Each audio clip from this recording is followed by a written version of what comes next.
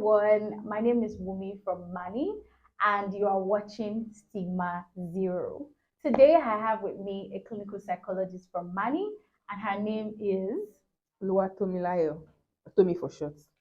T for short. Anyways, today we're going to be discussing schizophrenia. This is our schizophrenia month, and we want to have like an open discussion about schizophrenia, where you learn what schizophrenia is about, the symptoms of schizophrenia, how you can take care of people living with schizophrenia, and just everything that revolves around schizophrenia. So we're going to get into it. Okay, so schizophrenia, well, that's the um, typical thing that people usually relate to, although they don't know it's called schizophrenia. What people usually call is, oh, this person is out of their mind or typical madness. Exactly. However, in reality, what most times what these people are living with is schizophrenia. What's really schizophrenia? It's just one out of so many other mental illnesses that exist. And how do we identify someone living with schizophrenia? Usually, there are some symptoms which um, derails from normal. Let's just be like that. Yeah. So it's like they are living in their own world. We call it psychotic symptoms. Yeah. That is, they are out of touch with reality. They are in another reality. Okay. So some of these symptoms include hallucination. We have Mm. auditory hallucination where they can hear what other people cannot hear. Like they can be hearing something and we will not be hearing it. Is it Sure. possible? Yes. Someone living with schizophrenia could actually be in this room with us and they tell you that they can hear somebody telling them that something is going to happen or they need to get to do something or something. But then you're wondering, I didn't see anything. Where did you hear that from? And they will be so strong on it that, oh, yes, I heard it. And they might even act on it. They have perceptual disturbances. Let's put it like that. They can perceive things that other people cannot perceive. Yeah. And also there's delusion, which is holding on to a strong belief which has no evidence. They Hmm. can tell you right now that they are the person who's going to save the whole world. Hmm. So how do you want to save the whole world? How is that your responsibility? And they cannot defend it. They don't have any evidence for it, but I'm going to be the one to save the whole world. And there's nothing that can shake that belief. That's why we call it a delusion. But like what exactly triggers this? Like is it something that they have like from birth? Is it a normal like how does it come about? Like what causes it?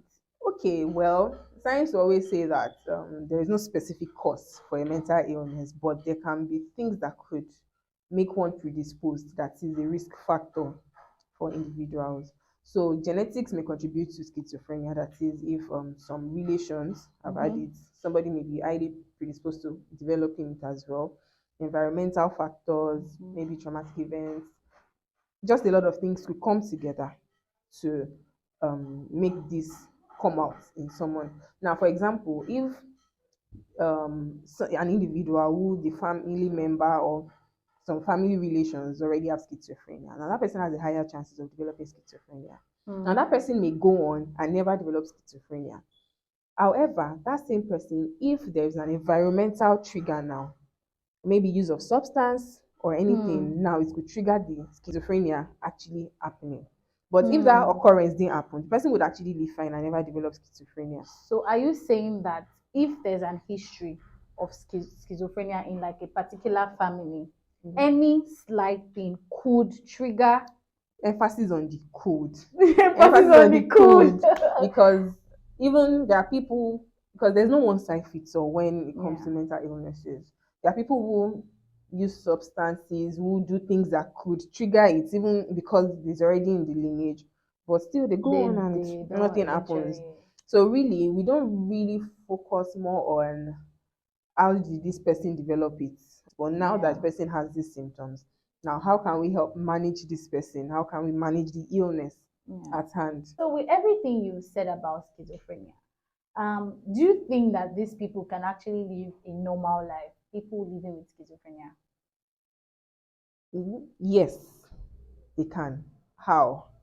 With proper treatment and management. Living with schizophrenia has a mental illness which needs to be managed properly, and the treatment includes use of medication, psychotherapy, and all of that. So, with proper management, treatment, and care, yes, they can live good lives. They can hold down jobs and all. People live with schizophrenia and they go on to do fine because they are aware of what they are dealing with. They know what to do. They know that they need to use their medication. They need to do some things to manage Avoid themselves it. better. It's just like somebody living with high blood pressure. Hmm. The person knows what to do and what not to do, but that doesn't mean the person is not going to hold down a job Yeah. or go on to live a normal life. A lot of people say that the leading cause in specific to Nigeria, the leading cause for schizophrenia is substance abuse. How true is that? Please Well, give us I let us. beg, I beg to disagree. Okay. I beg to disagree. Although substance use is one of the things that could trigger schizophrenia, but we can't even say it is the cause. I said Hmm. earlier that we can't say this is the The cause. cause of it. Substance use can trigger it, but we can't say it's the cause. So now, substance use even being the trigger or the commonest trigger, I, I, I wouldn't say for sure because there's so many things that could actually trigger schizophrenia in people.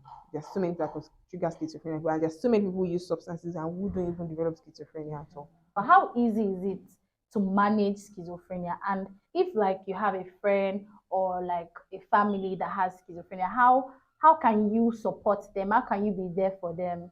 Okay, the first step is them actually receiving professional care. Mm. Someone living with schizophrenia would exhibit symptoms that are better managed by trained professionals. I was mentioning some symptoms earlier. That the two I mentioned is not exhaustive. There's so many other things that could be Mm. there, so it's a handful to handle. So Mm. the first best step to take is to ensure that they receive proper care and treatment.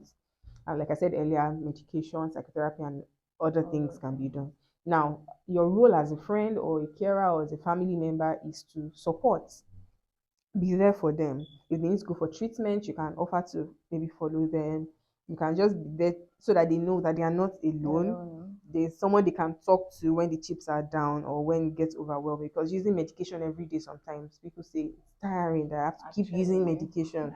So when they feel like, oh no, I don't want to use medication again, the fact that they have you there to talk to and to encourage them to keep going will really go a long way. Okay, that's fantastic to hear. At least we can all like be supportive, and Of if you want course. to be supportive, there are ways that you can actually support them. So, is there any way that schizophrenia can be prevented? Prevented is when you know an exact cause of something that you can prevent Word. it. Okay. Okay, so but there are things we can do to reduce the risks. Okay. Yeah. So since we already know the things that could trigger it, for example, stress, substance use, and a couple of other things. Now, what we can do is to just ensure that we, as much as possible, live a healthy life or choose a healthy lifestyle. Choose a healthy lifestyle. Ensure that whatever you're doing, you're not under duress or unnecessary undue stress. Of course, there are times that you're stressed, but it can't be continuous. Yes. So, a stress free life or taking breaks when needed, avoiding the use of psychoactive substances, living a healthy life, doing anything that is good for your mental health, relax, That's what we're self all about. care, self care. If you need a break, ask for it.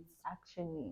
I mean, you can't solve all the problems in the world. And I usually say one thing: work, no, they finish. I mean, So, I can relate. so please do your best and then take it up from there the next day. Just don't bombard yourself. And another thing is, well, like I said, you can only try your best, not to take care of yourself. But Yes. if one is going to come down with an illness, one will still come down with an illness. Yeah.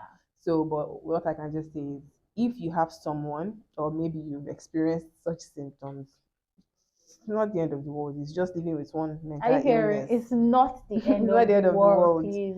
It's just living with a mental illness, of course. Yes. And just like there are physical illnesses and there are like stages to this thing, Mm-hmm. it's the same thing with mental illness. So early detection is like the best thing that can happen to I wanted to anybody. form rhyme, but I didn't know if it would be accurate. So early detection is early prevention. I don't know about that. I go. Okay, so if you detect early, you see that one's behavior is already moving away from what it used to be normally. Mm-hmm. You don't just take it for granted. Yeah. Let them seek help immediately. Let them go for assessment so that it can be addressed on time. The last statement you made is what's leading to my other question, because Nigerians, they're very typical for this belief that once a person is living with schizophrenia, like they It should is just be on the street. Like please, they're not, I cannot maintain them. They feel like, oh, I can't keep them in the home because it's permanent, there's nothing they can do, there's no solution. How true is that? Well, no solution. I know that's not true. I think people do that because they do not know better. Hmm. For example, someone living with schizophrenia may need a more long-term treatment. Now, Hmm. imagine you've been managing someone living with schizophrenia for a month, 2 months, 6 months. You're like, ah, when will this thing end? And Hmm. then like say, you know what? I don't think it could ever get better and all. So you just put them in the house. They're not going to get better by not receiving treatment. Hmm. So we really can't say there are a lot of things that could contribute to how fast somebody will recover. Hmm. The duration, the person's biological makeup itself. Somebody, let's use malaria. I know malaria is a typical illness you Yes, can relate to. Some people, if they come down with malaria, just normal medication, they are fine. But some people, if they've not gone to the hospital, they've not collected drip, they can't they be can be fine. fine. So it's the same thing with recovery when it comes to mental illnesses. Now we can't really say this person would recover under 1 month or this person will recover under 6 months. It depends on how each person reacts to the treatment and all. And so pulling away and not helping a family member, a loved one who is living with schizophrenia, is just like you're still making it worse off. They're not going to get better by not taking them to the hospital or continuing management. And remember, these people, it's not like they're doing it intentionally. It's an illness. They want to be fine, but they can't help themselves.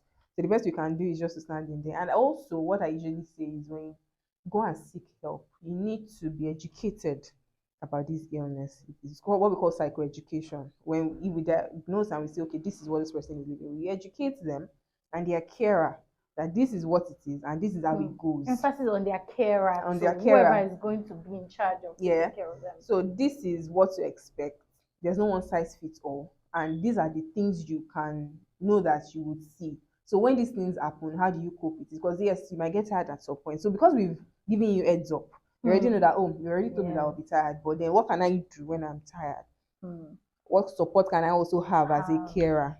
So Okay. these are the things these are the information we make available to those carers as well, because of course sometimes caring for the ill can be very draining, and before you know it, you Yeah, can yes, you become a can tell patient on yourself. you. Yes. So, with all this said, money can help by being a point of contact so that they can be referred to the appropriate bodies. So, it's a wonderful session. I have actually learned a lot. So, it was a beautiful session. Thank you for coming. Yeah. Any last words for us? Basically, just put it out there. Mental illnesses are things that people need to become more educated about, more aware of, because I feel like my people perish because out of lack of knowledge. For example, if I know that this symptom is indicative of this, then that means I can seek for help immediately. And Yeah. also, we need to break the stigma around mental health, because if you're seeing something and then you're feeling bad that you don't want to be labeled as having a mental illness, if you don't manage it, then it will become a full-blown mental illness and then you still be labeled. So it's a lose-lose. Thank you so much for coming. We've come to the end of today's video. Please, if you watched this video to this point, please do subscribe to us, our channel. Make sure to turn your post notification bell because we are going to be frequently updating you on this channel and educating you and creating more awareness on mental health related topics. My name is Okewumi once more, and My name is Tomi. have a wonderful day ahead. Bye. Bye.